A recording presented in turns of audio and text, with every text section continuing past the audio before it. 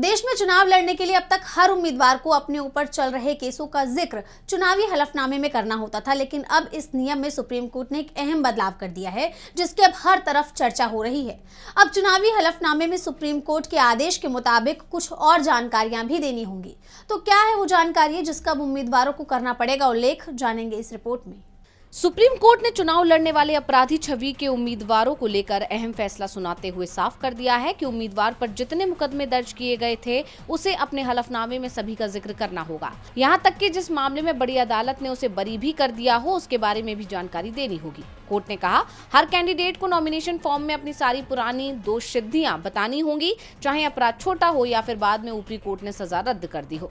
Justice PS Narasimha और AS चंदूरकर की पीठ ने कहा, खुलासा न करना मतदाता के हक का हनन है, इससे वोटर सही चुनाव नहीं कर पाता, इसे छुपाने पर नामांकन रद्द हो सकता है। बता दें, मध्य प्रदेश के भीकन गांव में नगर पार्षद पूनम इसी नियम की शिकार हुई। उन पर चेक बाउंस धारा 138 का केस था, जिसमें ट्रायल कोर्ट ने 1 साल जेल और जुर्माने की सजा दी थी।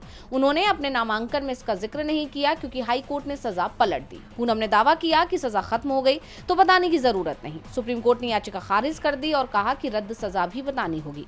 कोर्ट ने मध्य प्रदेश नगर पालिका निर्वाचन नियम 1994 के नियम 24A(1) का हवाला देते हुए कहा कि पूनम की नामांकन स्वीकृति गलत ठहराई गई। नतीजा ये हुआ कि उनका चुनाव रद्द हो गया और सीट खाली रही। बाद में हुए उपचुनाव में वो हार भी गई। ये फैसला साफ करता है कि अपराध की गंभीरता मायने नहीं रखती, खुलासा जरूरी है। मतदाता को उम्मीदवार का पूरा इतिहास जानने का हक है। DV लाइव की रिपोर्ट।